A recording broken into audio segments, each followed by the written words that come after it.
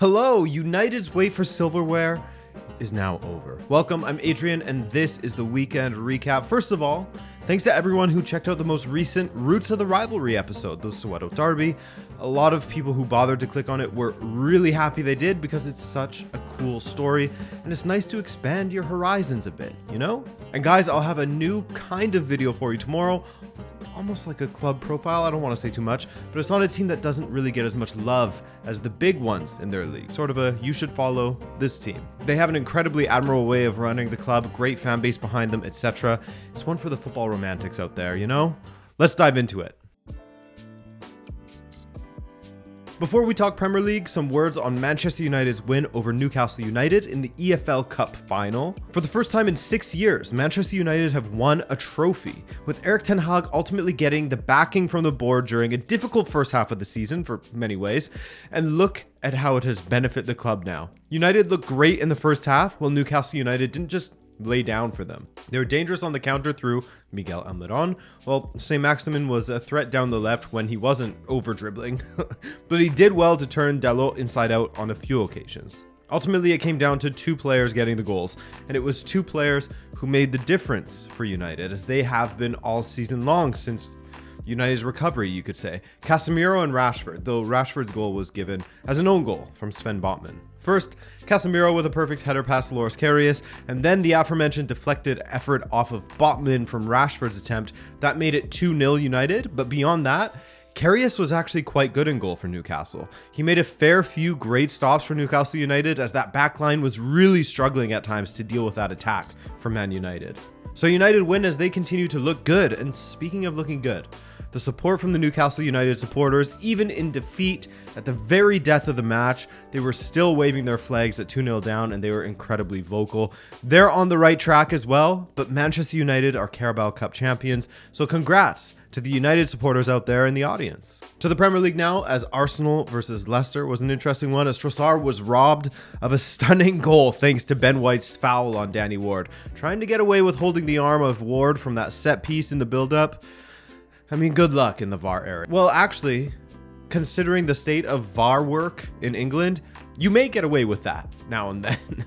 But regardless, Arsenal continued to control this match incredibly well, limiting Leicester to almost zero chances, really. They had a record low of 0.02 expected goals, playing at home. One attempt total, and it was off target. That's how in control Arsenal were. Arsenal perhaps had to work a little bit harder than they had hoped, but they get that breakthrough eventually with Martinelli rolling the ball into the corner of the goal. A nice finish for him, as he has now scored in consecutive Premier League matches. Wasn't as easy as last week's with an open goal against Aston Villa, but 1-0 the final there. Javi Gracia is back in the Premier League after going to Valencia and Al Sadd for a season apiece, or less in some cases, but he's back via Leeds United, and he got a win in his first matchup against Southampton. An absolute must-win, a relegation dogfight, of which Junior Firpo's 77th minute goal, I mean, it was a pretty poor goal, to be honest. Porous defending, and then he got the benefit of the Southampton defenders, blocking the own view of their own keeper. Too many owns in there, as you can see here though.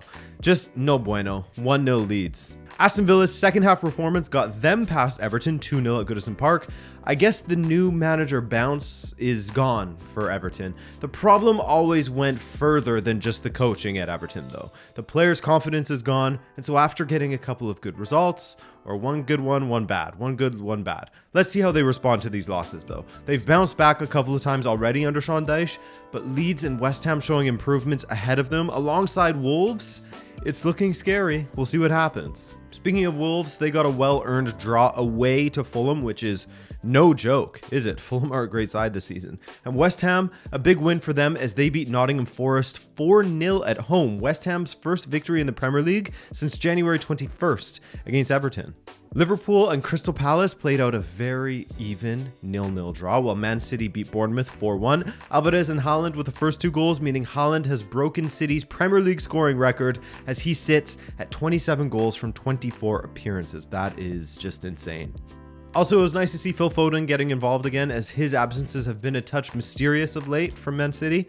Goal and assist for him in a strong performance. The hurting continues for Chelsea. Another brutal performance, really, in which the same issues came up time and time again, creating decent chances, and at the end of that, finishing the rare ones you manage to create. They are simply not firing at the moment and are somehow giving opportunities to Eric Dyer to be the man of the match for Tottenham. So you couple this failing attack with losing Thiago Silva after 20 minutes, that spells trouble, that spells disorganization at the back, which is what led to Tottenham's opener. It never should have happened if Chelsea's defenders were on the same page as the keeper, but they weren't. Kepa saved Emerson's first attempt, and as he was going to collect the ball, if not for Enzo hitting it and hitting a poor clearance, Skip then hit a peach of a strike off of the bar and in for 1-0. Never should have happened. Don't know what Enzo was doing there. Later, Dyer setting up Harry Kane from a corner. Light touch at the near post from Dyer leads to Kane with a tap-in at the back post. 2-0 Spurs. Chelsea with nothing to offer again. Big problems there for Potter. At the very least, no relief from the questions about his future. So as far as the table goes, Chelsea are in 10th, 14 points off the top 4, 26 points behind leading Arsenal. City have played an extra match and are still 2 points off of Arsenal. Tottenham rounds out the top 4, though Newcastle United have 2 matches in hand on them. We had the Madrid derby this weekend, and to be honest, it wasn't the most incredible Madrid derby we've ever seen. Chances to be had for each side, especially Real Madrid in that second half, but they were all met by Oblak, at least almost all of them. Atletico deserve so much credit for this performance at the Bernabeu because yes, Real Madrid weren't up to the task, I know, but Atletico had to fight through the adversity of losing Angel Correa to a red card in the 64th minute. How did I feel about the card? I mean, in just listening to the words I will say in a moment, deliberate elbow into Rudiger's chest, it sounds like it was awful. And by the letter of the law, you are absolutely forcing the referee to make a decision. But this kind of stuff happens all the time at set pieces. I mean, it wasn't a set piece, but you get what I'm saying. Rudiger made a meal of it, as is smart of him to do, taking advantage of Correa's foolishness, really. And the referee saw it as a textbook red. Do I love it? No. Do I understand it? Of course I do, yes. But despite going a man down, Atletico were still giving Real Madrid a very difficult match and even took the lead through Jimenez. Griezmann's top performance having a hand in that with a good delivery. He was great again today for Atletico. Real Madrid would hit back with the 18-year-old Alvaro Rodriguez scoring a goal with his only attempt. Great match to score your first La Liga goal for Real Madrid. 1-1 the final. Atletico absolutely the happier of the two sides. Why? That left opportunity for Barcelona to extend their lead over Real Madrid, but we'll get to them later and see if they could. Remember the good form of Girona we spoke about recently? Well, everything went right for them in their recent visit to the San Mamés, in which they were on the back foot for much of it, scored 1 goal themselves, and ended up winning 3-2. Yes, 2 own goals from Athletic Club, and Raul Garcia brought them within a goal in the 89th minute, but they couldn't get that draw over the line. 3-2 the final for Girona. The great escape may be on for Cadiz as they got a 1-0 win over Rayo Vallecano at the Nuevo Morandia. Sergio Guardiola with the winner in the 74th minute for Cadiz. Massive, absolutely massive for them, as that win moved them 3 points above the drop zone. Elche had a 2-0 lead at home over Real Betis. It took them 9 minutes to take the 2-0 lead, and in the second half, a span of 3 minutes to lose it. First of all, Lisandro Magayan got himself sent off. Borja Iglesias converted a penalty to make it 2-1. Then Juan Miranda drew them level 3 minutes later. This match was just insane. In the 88th minute, Iglesias had another penalty saved by Edgar Badilla in the Elche goal, only for later another handball and a red card led Willian Jose to get the chance from the spot, and he made the most of it. 3-2 Real Betis in a final few minutes that was insane. Valencia's new manager, former player Ruben Baraja, got his first victory with a 1-0 win over Real Sociedad at home. The turmoil of that club finally saw something positive. Espanyol have made it 2 wins on the trot as they try to crack the top 10 in La Liga. Martin Braithwaite with a brace for them, as those 2 goals take them up to 7 on the season for Espanyol. 7 from 18 appearances is not so bad for the Danish striker. Celta Vigo with a big win. Haris Seferovic getting his first goal for his new club in a match that his teammate Gabriel Vega absolutely owned. 2 goals and an assist for Vega, 3-0 and 3 big points for Celta Vigo. A shock performance from Barcelona saw them fall once again, and this time to Almeria of all teams. Almeria, who are just 2 points above the drop zone. And speaking of drop, who knows? Maybe Barca's heads have dropped ever so slightly following their exit from the Europa League at the hands of Manchester United.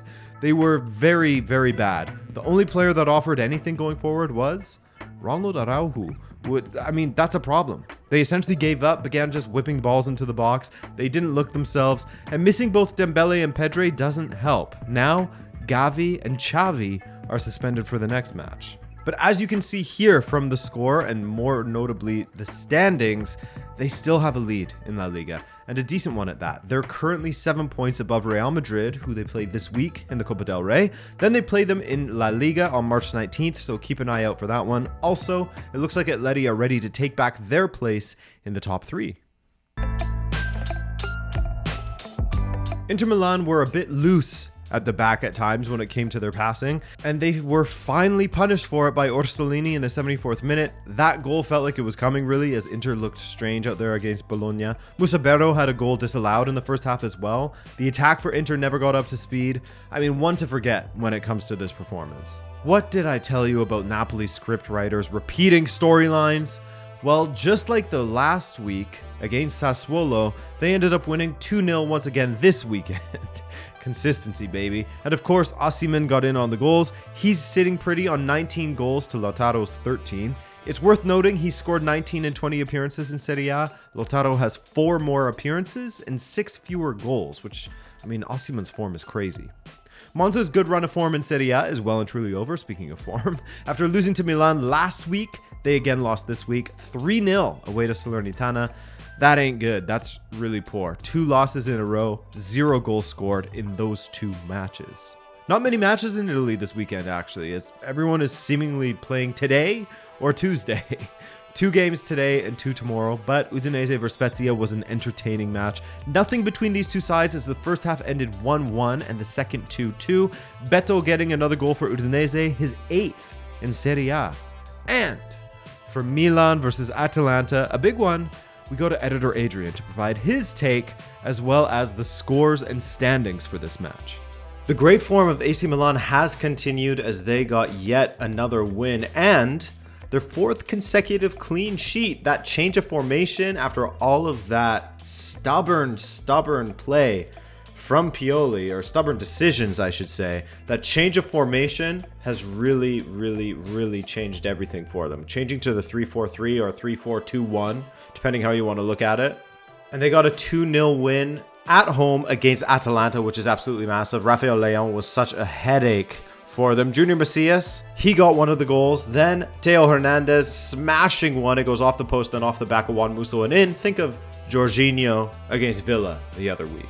So that 2-0 win means Napoli, of course, they now have an 18-point lead after Inter lost this weekend, but Milan winning draws them level on 47 points. AS Roma, they're still yet to play. Lazio, they're yet to play. Atalanta is in 6th. Bologna, Juventus, they're all circling. Juve, can they catch Atalanta? That would be insane. Big weekend in the Bundesliga, as we'll go over in a moment. Mainz continued to press up the table as they destroyed Gladbach 4-0. What a strange team, Gladbach. They go from beating Bayern to losing 4-0 to Mainz, but all credit to Mainz. They're having a great season. RB Leipzig and Eintracht Frankfurt was a marquee matchup, and one in which Leipzig got a closely contested 2-1 win. Timo Werner was a menace in that first half as he and Forsberg rolled back the years to a time when Leipzig were newly arrived in the Bundesliga, and watching Forsberg and Werner light up the opponents was a regular thing. The first came from a mistake at the back, a bad giveaway to Forsberg, who played Werner through. Not a clean finish from Timo. He ultimately stumbled the ball into the back of the net, but 1-0 all the same. He'll say he meant it. Then he and Forsberg swapped roles. Good give and go between Forsberg and Szoboszlai in the build-up, the Hungarian releasing Werner down the left, and he squared it for Forsberg. 2-0, and a second half strike from Frankfurt's Gibril So would make it interesting in the second half, but Leipzig hold on. Not one, but 2 Niklases scored for Werder Bremen this weekend as they eased past Bochum 3-0. Füllkrug with the first and Schmidt with the second. Later, Marvin Duksch would make it 3. Schalke got just their 3rd win of the season as they beat a fellow bottom feeder in VfB Stuttgart. Huge for Schalke as they stay close to Hoffenheim and Bochum at the bottom. We also had Freiburg and Leverkusen playing out a 1-1 draw. But let's get to the stuff at the top of the table. That's what you're here for, right? Well. Bayern made an emphatic statement and absolutely clotheslining Union Berlin's challenge to overtake them again. Coming into this weekend, you'll remember that the top three, Bayern, Union, and Borussia Dortmund, were all level on 43 points. Starting with Borussia Dortmund, as they went away to Hoffenheim and had to grind out a victory. Much of the reason as to why it was seen as such was down to Baumann being the busiest man in Germany in goal for Hoffenheim this weekend, making it much harder for Dortmund than they would have hoped. 11 saves from the German keeper, 11 to deny Borussia Dortmund. They could have had 3 or 4 on the day, but Julian Brandt's first half goal was all that made it past Baumann. 1-0 there, as Dortmund set the standard for Union and Bayern. Either one of them would join them on 46 points, or both would fall behind. And it was Union who looked poor. After defeating Ajax in the Europa League, Union put in a tired performance against a great Bayern Munich, who got the job done in the first half at the Allianz Arena. Kingsley Coman setting up Choupo-Moting for the first. A nice ball hung up to the back post for Choupo-Moting to just nod past the keeper. Then Coman turned to scorer as Müller helped the ball forward with a great flick over his back for Coman to run onto and round the keeper. The form that Coman has been in lately has been electric, and finally Musiala rounded out the scoring in the first half stoppage time. Müller setting it up once again for him, 3-0, and that was all for Union. It's got to be the most hopeless feeling going away to the Allianz Arena and watching your head get pushed further and further underwater after coming in with so much determination and hope. When Bayern are good, they're one of the toughest teams in the world to overcome. 3-0, the final. And so at the top, you have Bayern ahead on goal difference. Borussia Dortmund right there. Union now just 1 point ahead of RB Leipzig, and Freiburg refusing to stand down. Also, that gap from 6th to 7th that used to be so prominent, getting smaller and smaller now. And that's it, guys. Like I said, I'll have a video for you tomorrow, so be on the lookout for that one. Other than that, thanks for watching. Subscribe if you're new, and we'll see you tomorrow. Ciao.